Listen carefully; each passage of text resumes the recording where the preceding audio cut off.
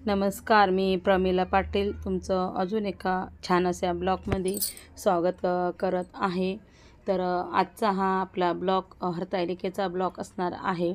तर सर्वात पहिला मी जे पूजेसाठी जे साहित्य काढलेलं आहे ते तुम्हाला व्हिडिओमधून दाखवत आहे. याहूनही अधिक आपल्याला सामान लागणार आहे, ते तुम्ही व्हिडिओमध्ये पुढे पाहालच.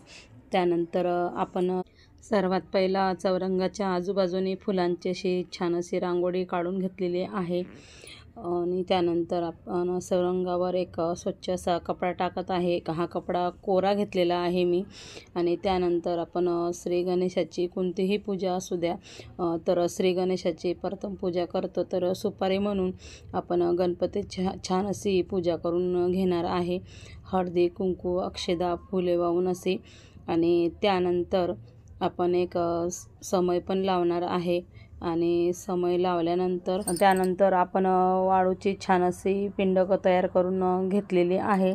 सर्वात पहिला वाळू जे आहे ते स्वच्छ आपल्याला 2 ते 3 पाण्याने धुवून घ्यायचे आहे. आणि त्यानंतर छान अशी आपल्याला पिंड तयार करून घ्यायची आहे.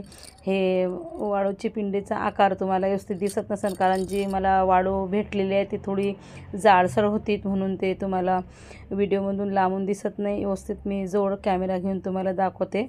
थोडीशी जवळ कॅमेरा घेतल्यानंतर थोडीशी बघा अशी छान अशी आपले पिंड तयार झालेली आहे, पण ते तुम्हाला व्हिडिओमधून तशी दिसतेच. खरं तर छान असे आपले पिंड तयार झालेली होती वाळूची. आणि ते पिंड आपण फुलांनी छान अशी सजवलेली पण आहे, तुम्ही बघू शकता व्हिडिओमध्ये. आणि नंतर आपण ज्या आपण सखी पार्वतीच्या ज्या मूर्त्या असतात त्या आपण पिंडीच्या बाजूला ठेवून घ्यायच्या आहेत. आणि त्याला पण हळदी कुंकू असं लावून घ्यायचं आहे.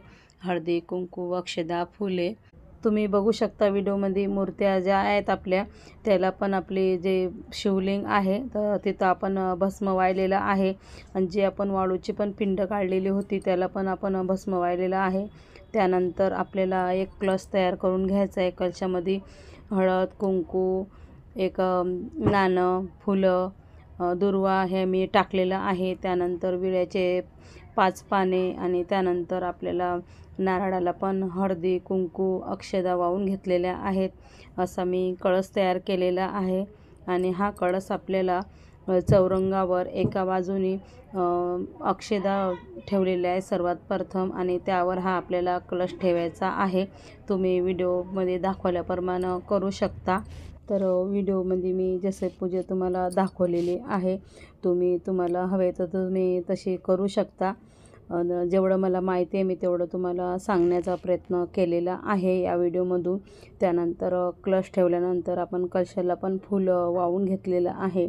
आणि त्यानंतर आपल्याला जे वटी आणलेली आहे ते मी वटी पण इथं ठेवत आहे, तुम्ही बघतच असाल व्हिडिओमध्ये. आणि त्यानंतर जानवे केलेले आहेत ते आपण सर्वात पहिला पार्वती सखी आणि त्यानंतर शिवलिंगाला घालून घेणार आहे. आणि त्यानंतर जे आम्ही दोघीजणी या पूजेला सर्वांनाच माहीत आहे की हे पूजा एकटीने करायची नसते, तर या पूजेला दोघीजणी म्हणून म्हणजे दोघी म्हणून पूजा करायची असते. तर कुठली महिला असू द्या किंवा एक कुमारिका असू द्या, ते आपल्या बाजूला पूजा करताना घ्यायची, जे सोबतीला घ्यायचे आहे तुम्ही पण. आणि त्यानंतर अजून एक आपण दिवा लावून घेतलेला आहे. आणि जे वल्ल नारळ आहे ते पण मी ठेवलेलं आहे. नैवेद्य म्हणून काही फळं आहेत ते पण दुर्वा आहेत. आणि गूळ खोबरं असं पण ठेवलेलं आहे. आता जवळजवळ आपली पूजा मांडून अशी झालेली आहे.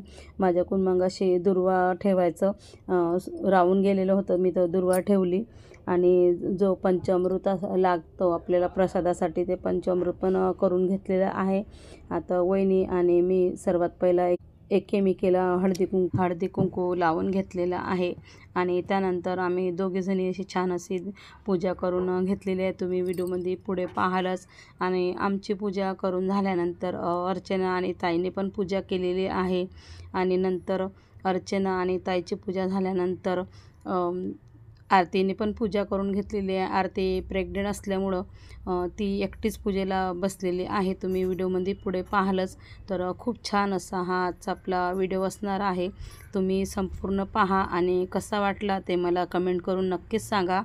आणि अजून ज्यांनी माझ्या चॅनलला सबस्क्राईब केलेलं नाही त्यांनी प्लीज चॅनलला सबस्क्राईब करा, व्हिडिओला लाईक करा आणि जास्तीत जास्त हा व्हिडिओ शेअर करा.